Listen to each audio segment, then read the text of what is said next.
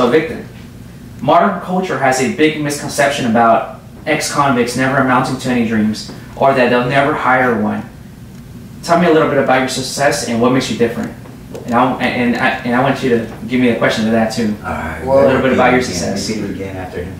At the end of the day, you can't judge a book by its cover. Yeah. Period. Yeah. At the end of the day, you know, you might see someone walking down the street. You look at them and like, man, they look rich. Look all the gold on their neck, or look up their fancy, shiny clothes. Or driving across the 300. Yeah, you know what I'm saying? But you can't never judge a book by its cover, you know? My first week out, less than a week, I think it was 5 days, got a job, boom, went to work, 7 to food, it was 7, construction was what, 7 to 6, I think? Yeah. And I went to work, boom, less than a week, you know, my Yeah, because mother you and gotta start father. paying bills, you gotta start paying your bonds and your attorney fees, and everything will add up. And yeah, that's right, you know, my mother and father, they were happy to see that, and, you know, I've been told them before I got out, you know, I'm a changed man, you know, I done grew up, you know, I went up there, a boy, and I came out a man, you know. I went in and got because you went in at a young age too. So yeah, went in at 19, got out at what, 23. So what did you learn in there? Like, I mean, like I said before, any merits or graduations or anything? The only thing I got was just a diploma, you know, Okay. because the camps I was at, they didn't have like that much. That's all I have too. A lot of people tell me too, like, hey, did you ever go to college? And I'm like, nah. I really wanted to go to the military, but I had a couple of flaws in my life. So yeah, at the time. Yeah, at that time. See, because my mother, she was single. She had 7 boys. Yeah. 7 boys in a row, and 7 boys. One woman trying to raise 7 boys. That's right. Yeah, it gets reckless in the house. 2-bedroom house. We were all sleeping sardine, left head to toe. That's how we slept. I passed my ASVAB test. I'm getting ready to deploy, and last minute I back out, and I'm looking back at my little brothers. They're still young. Yeah. They're still wearing diapers, and I look back and I'm like, damn, I can't leave my mom like this. So that's what told myself. That's what made me tell myself, I want to go to the military, but they're my blood, and I got to raise them, and I got to take care of them. Yeah, and I just manned up, and the 3 youngest ones, they called me father for 12, 13 years. Mm. So, Gaetano, what kind of success have you had since you came out? The success that I've had since I've been out is not going back to prison. That right there is something big, because nobody wants to be a habitual offender. Exactly. You don't want to keep making the same repetitive mistakes in life. Yeah, one thing I noticed about the officers, they always say that like 97, 98% in the first 3 years. We'll see you back again. We'll see you back again, yeah? That's what they say. Yeah, they do. And you know what? I ain't gonna say nothing about that. Let me finish off where I was. Listen, the successes that I've made in my life, man, are being responsible for myself, you know, and not getting locked up. You know, I did go back to jail a couple times, you know, but that was on the house. People, you know what I'm saying, are scared of me. They're afraid of me, you know what I'm saying, and they want to talk shit. And then when I come running up on them to fuck them up, they want to call the police, you know. It's not like back in the days where you would give a fake one-on-one. Yeah, that's right. Nothing. Now, motherfuckers talk shit, they get fucked up, they call the police, you go in, you know what I'm saying? So Yeah. I'm really scared, you know what I'm saying, to fight anymore, to tell the truth, you know. Because you know me, Yes. I fought all my life, man, and, you know. You fought people, and you also fought life itself. Yes, I did. I fought life more than people because of the life that I grew up, you know. But the fact that you're sitting and you're standing and able to pick up a bottle and just drink, that right there is encouragement of that you're not defeated, that you're still pushing through, and you're still aging, and you're watching your kids and your nephews still grow up. So that right there is a big accomplishment. Just knowing the fact that you're alive and you're breathing. So yeah, everything else will get past you. Will get past you once these years just keep accumulating themselves. Yeah, that's right. Yeah. So it doesn't matter about having the most amount of money and the biggest house and everything. That right there is success. Yeah, I don't care about money. Yeah. You know, I spend money. I make a lot of money. I spend a lot of money. You're having fun with it. Because what's the use in holding on to this money? Anything can happen to you, and that money's gone. Gone. Right? So I spend it as I go. You know, week by week, whatever you need. Hey, what's up, Val? You hungry? Let's go. Yeah, that's right. Hey, that's how what's up, man? You bored? You want to go to the movies with me? Let's go. I'm paid. So pretty much after this, And your girl. after this interview is over, I guess we'll follow Cayetano on that, right? Head out to Yeah. movies. If he says he forgot about it, I hit rewind. I got y'all. I got y'all. All right. Y'all want to chill and hang? Holla. Victor, what advice would you give to a new inmate, such as do's and don'ts? To a new inmate? Yeah. Keep your circle small. Don't be too friendly. Do you. So do you think, now that right there is good advice even outside of jail too. Yeah, that's why I said to an inmate, Peter. Yeah, be careful of who you trust and how you trust them. Exactly. Your question said to an inmate, but at the same time, my answer goes to an inmate and to a youth out here, you know what I'm saying? Because it ain't bad to be friendly out here, but at the same time, is let's just say you got 500 friends, you know what I'm saying? Yeah. And they're all good friends. Yeah. They call you, wish you happy birthday every year. They send you a Christmas gift, you know what I'm saying? But 500 friends is a lot of friends. You know what I'm saying? You're gonna have your phone, man, I gotta call Tom, I gotta call Juan, I gotta call Cindy, hey, happy birthday. You're gonna have to call someone every day for the rest of life, you know what I'm saying? So it's not always about quantity, but quality. Exactly. When it comes to friendship, yeah. Yeah, that's right. Even if you got 2 good friends, 3 good friends, but if they're there for you when you need them, when they need to be there for you, and when they're answer the phone call, that's all you need. Yeah. Yeah, that right there is good judgment, And, inside and outside. Yeah, you gotta surround yourself with individuals that are, how do you say, like in your lifestyle of living, because you don't want to make a friend that goes to Dos Amigos every day. Like where we used to be at, yeah. Yeah, it ain't all about going to Dos Amigos, or it ain't all about, you know. If you went to Dos Amigos when, at our time, like in the low 2000s, late 90s, you were either going there with a black guy, a bottle across your head, or in handcuffs, pretty much. Yeah, that's right. What are you talking about, Guadalajara? Yeah, Guadalajara too. Guadalajara No, those Migos weren't even here. Yeah, Dos Amigos was there. It was Yeah. Guadalajara. Yeah, I started off with Guadalajara, and then Guadalajara shut down, and we over there here, all the time. we relocated. Yeah, Right? yeah. Man, but those were the good times though. I never been to Roombas. I never been to none of those clubs out. Roombas is alright. I never been to none of Well, those. I ain't be straight up, bro. Wherever I go, I have fun. I don't have no problems. But when they do, I do give everybody a warning. Hey, shut the fuck up before I fuck you up. Yeah. Snapping on people, yeah. Yeah. Right. Like last year, I knocked out 2 dudes at Palo Bill, Okay. Cinco de Mayo. Right. I was respectful. I took my girl, right, to have a Cinco de Mayo dinner, right? And there's a bunch of families in there eating, yeah. kids and everything. And there's a whole bunch of jitterbugs, like 19, 21, whatever, right next to me. And as soon as I entered the restaurant, they're like, Paco! Like screaming. I'm like, I don't know who the fuck you are, bro. Like, I know who I am. Right. Yeah. And I tell them, I said, listen, bro, can y'all just be quiet while me and my girl have our dinner and all these families, you know? They're like, all right, we got you. Yeah, you don't want to feel like you have a paparazzi over your neck. So now, like 10, 15 minutes goes by, I haven't even got my order yet, you know what I'm saying?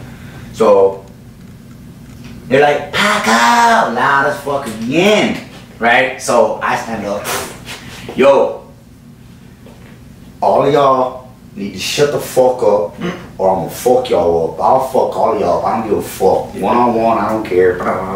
Right, so it's the 2 get up, they're like, well, what's up there?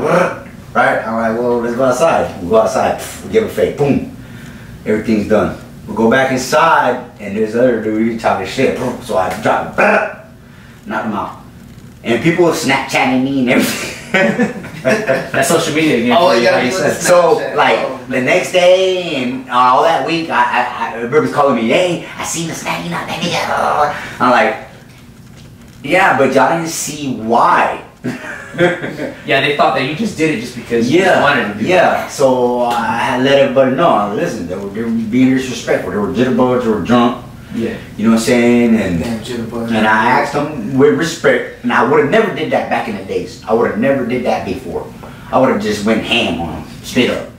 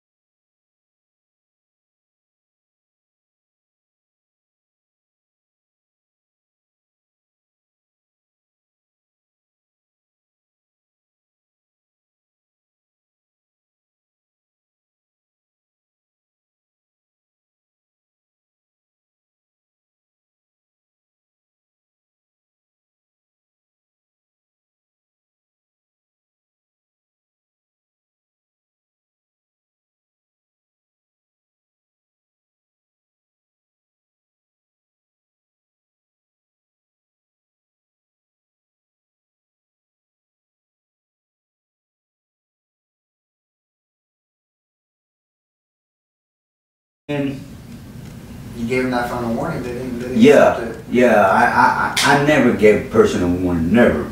I always get the first lick, the first hit.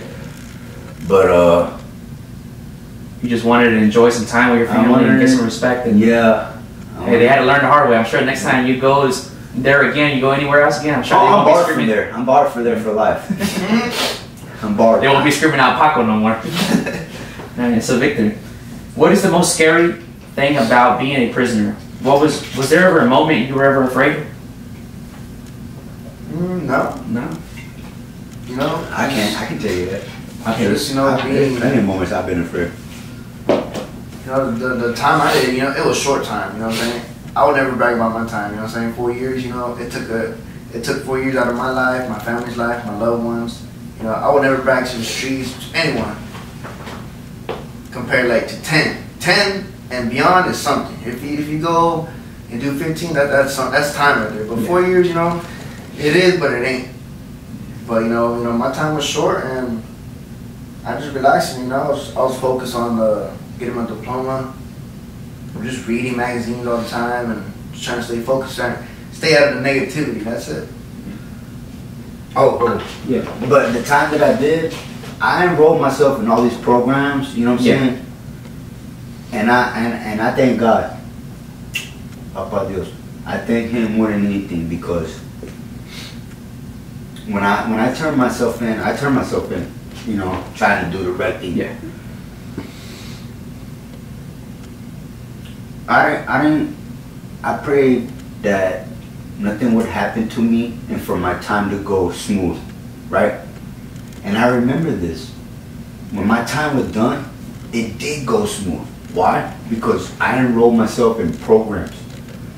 Yeah, you kept your mind active. And, yeah, I kept my mind active, and when my people would come, when my family would come, like my kids, my ex-wife, Erica, she would bring my kids or whatever, you know, it was sad, because through the years, you know what I'm saying, from going in when they're babies and you're watching them age through a glass, through a cell. Yep, I was watching them age through the years. You're seeing wrinkles and everything's just starting to change. Yeah, and then no more baby toes. And then I graduated high school in prison online. Yeah, you know, did too, right? You said it too, right? Yeah. So I still remember my graduation day. My GPA is a 3.8, yo, and that lets you know that I'm not a dumbass. You know what I'm saying?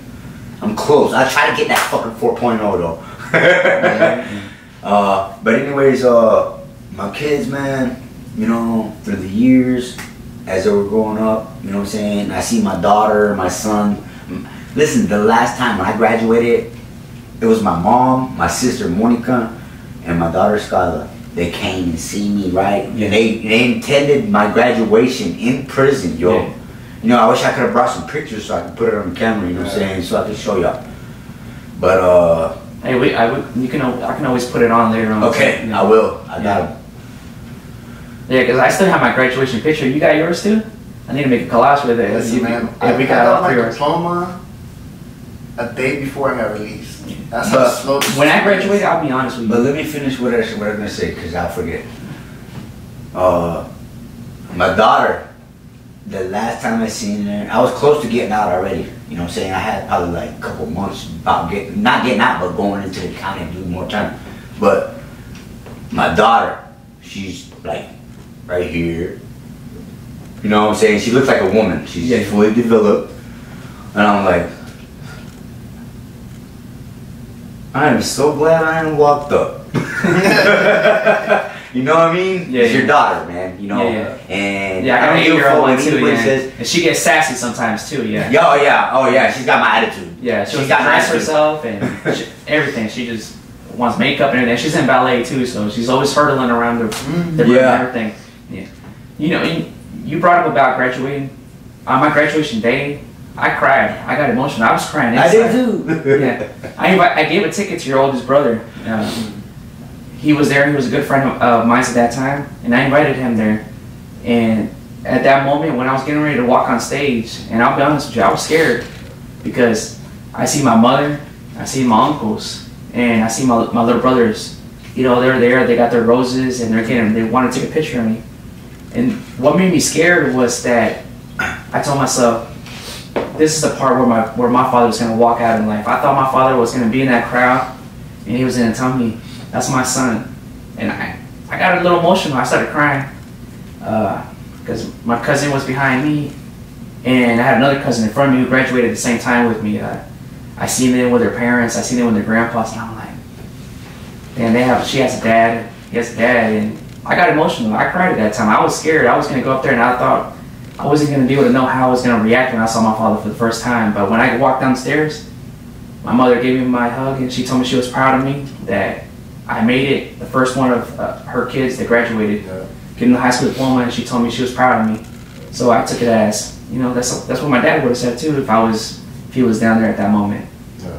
But I had some emotional times around my time. I know I needed my dad when I was young, but I didn't have it. But I did have a lot of ass whoopings. Can I say something? Yes. Listen. I probably knew you when you were little, you know what I'm saying? Yeah. But when I got out of prison, everybody done growed up on me. Everybody's taller than me. Yeah. Got beards. The style is beards now. I still ain't got one. I still got my peach fuzz. Yeah, I will never grow a full beard. Never. Yeah, I ain't like that. But anyways, then, you know what I'm saying? I want to I want to tell you my condolences. Serious right now. Yeah, I appreciate that, man. You know what I'm saying? You know, I know how it is, bro, to lose somebody that you love so much, man. I still, let it go. After this show, you can get your ass folded up. Hey, at least one thing about this show is nothing is scripted. So when I ask y'all questions, you guys are yourselves, so don't worry about nothing like that. Yeah, but hey, he's gonna get fucked up for turning my show on. You're gonna snap on him now. He's gonna learn what those teenagers learn. Or just keep the camera open. But listen, this is my little carnalito. No lie. This guy right here, I remember when he was a little fucking kid, yo. Yeah, I remember that too, yeah. I don't even remember you when you were a little kid unless I see a picture, and then I will remember you. Yeah. A lot of people tell me I still look the same 20, 15 years ago. Yeah, but yeah. I believe you when you said I remember you, right? But you know that I'm gifted with kids. You know what I'm saying? Yes, I know that. I love kids so much. Yeah, I seen it firsthand. My first reaction when you guys. You seen all the kids? What they do at the beach? What they say? Paco, Paquito, just running up on you. And I told myself, it's like, why do people have a burden on convicts? Like, I'm seeing this love on a guy that they haven't seen in a decade. They're running up on him like that's like the Santa Claus. Yeah. Yeah. And I'm like, people are making a big deal about convicts and everything like that. You gotta get to know them, just like how you said. Yeah. Their cover, they're judging you from your cover. Where's chocolate at, nigga? Yeah. Where's chocolate? A little chocolate, I mean. Yeah, you know. And it's like when you were telling me about my little brother Alexander. Everybody knew him as Simba. He's probably the one that resembles to me the most and everything like that. Yeah, that right there was the catalyst to my life. Yeah. Like that's when I told myself I need to get better at what I want to do and what I want to do. Because when he passed away, I stopped writing poetry.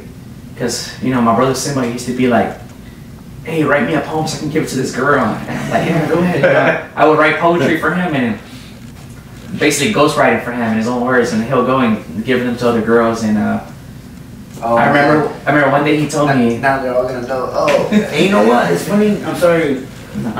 It's funny that you say poetry because when I was in prison, I wanted to learn, poetry. Yeah. So the vatos, they would be like, yo, you're smart. You can put a poetry together. I'm like, what you mean? They're like, listen, just rhyme with it and put your heart in it. Boom. So I did it, right? Yeah, rhyming is actually the hardest part because you got to find the word that rhymes with it. Yeah, but I would stay up late at night with the red light right here. Right? I'm like, a damn red light. Anyways, y'all don't know about that. Yeah, tell us a little bit about it though, so for the people who don't know about the red light. So, I would just lay in my bed at night and just think, you know what I'm saying? And that red light. I don't know if you can show the camera to that light. Alright, that same light, it had red tube lights. Yeah. Yeah. Okay, turn down. Y they only had like 2 or 3 of them. in the dorm. Boom. At 11 o'clock, they would turn the lights off, but they would turn on the red lights. So, and you had to be on your bed. If you weren't on your bed, the officer would come out, lock you, put you in the box. Right? So, anyways, I was programmed. You know what I'm saying? They program. When you go to prison, you're like cattle. Yeah, exactly. You go in through a gate, you go through a scanner, the metal detector. You're branded with a number now, too? Yeah, that's right. Forever. You're branded with a card right here with your ID number for the rest of your life. Yeah. Convicted felon. Right. But anyways, it's that I used to sit there and think, and I'd be like, Charlie Holmes is the... It is what it is. I'm here. No. Y pase lo que pase. I got the hands God gave me. I got the feet God gave me. I got the ears, the mind. Just be aware. Right? The whole time I was in prison, I only got to fight one time. One time. One time. In the county jail, I got to fight 4 times. Yeah. It's the... I grew up in Rock Road since I was 15. He is the... All the officers, all the sergeants, all the lieutenants, through the years, they got to know me going in and out. Right? But anyways, just the... I go to prison, I do 10, I get out, come to back to county jail. And I had easy access to get into the tertiary dorm because there was a certain people that knew me, the sergeants and captains from when I was a jet going into the county jail.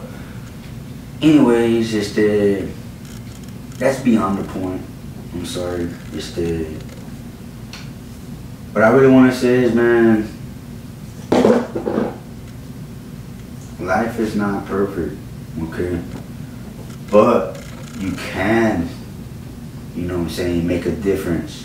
You get better with mistakes and learning. You can by experiences in your life, okay? And I've had a hard life, you know what I'm saying? If you ever want to ask me or question me about anything, you know what I'm saying, I'm more than willing to I would like to see one of your poetries. So if you don't have one, hey, maybe next time you could read some poetry. We'll sit right here. I don't have one right now, but I will. Yeah, write one and I'll let you say it on camera. So and just write it from the heart. Have it. That's the way I've always known you. And I'm gonna let the camera know right now. I am gonna write a poem and I'm gonna make a video about my experience in jail. I can't compare my time to them, but I'm gonna talk about my experience about it, and I'm gonna say why I didn't do 10 years or 4 years. And I'll be honest with you guys, I only did 8.5 hours. But every single time I had handcuffs on me, I've had handcuffs on me multiple times. And the multiple times that I had handcuffs in, unlawfully arrested and unlawfully profiled. And that lets me know one thing, and it hurts me so much, that society doesn't want to see me be myself, be who I want to be as an individual. And that right there is just as hurtful to me as having 10 years in the books or 4 years in the book, because I don't want to grow up and pretend to be somebody that I don't want to be, and I don't want to do that, and I don't want to keep living with that. And if I have to keep getting handcuffs on my wrist for just because of who I am as a character, and these are my civil rights, I have civil rights, and I love and I support the Second Amendment, and I'm going to keep living up to it, because the Second Amendment is what keeps me alive and what has helped me protect me along the way. Because walking even from school and walking from my mom's house, I told myself sometimes, I never pulled the trigger on nobody, but there was some times where if I didn't have a firearm with me at that time, I don't think I would have been alive. And why I didn't squeeze the trigger sometimes on when I felt like I should have, I was young and I was still learning what firearms was. I knew the lethality. And I have scars on my wrist from handcuffs. You know what I'm saying? Because the asshole police that want to be dickheads and fucking put them on you really tight. You know what I'm saying? I agree with him. You know what I'm saying? He's a good boy. He doesn't deserve to get treated like that. Okay? Me, I don't mind. But hopefully we never have to see him. I don't love it. I don't love it. You know what I'm saying? But I know when I'm wrong. and everybody that sees this video they'll agree with me. They know that I'm a loyal, honest, respectful person, and everything that I've ever done in my life wasn't my fault. It was always somebody that had started some shit, and I fucked them up, and I did what I did, and I will still do it. I don't care. This is who I am. You know what I'm saying? But you like to finish what gets started. Yeah, I hate bullies. I've always fought bullies all my life. Yeah, I hate bullies too. Because when I was little, I wore glasses. I'm supposed to be wearing glasses. I don't wear glasses anymore because of when I got bullied, you know. And I handled the bullies though. I beat the shit out of them when I was a little kid. I was a little puny little kid with glasses and big ass black motherfucking kids bigger than me and Fort Pitt Elementary used to talk shit, 4 eyes, fucking Mexican, right? And I'd be like, fuck you, nigger. We can do this, and I will fuck them up. And next thing you know, I'm getting paddled by the fucking principal. That's how far back I go. A real deal. Nobody gets real deal. when you had these hands, not today. You know what I'm saying? That pussy ass motherfuckers that, you know what I'm saying, gonna pull the trigger. They're gonna be like, okay, yeah, you right. And even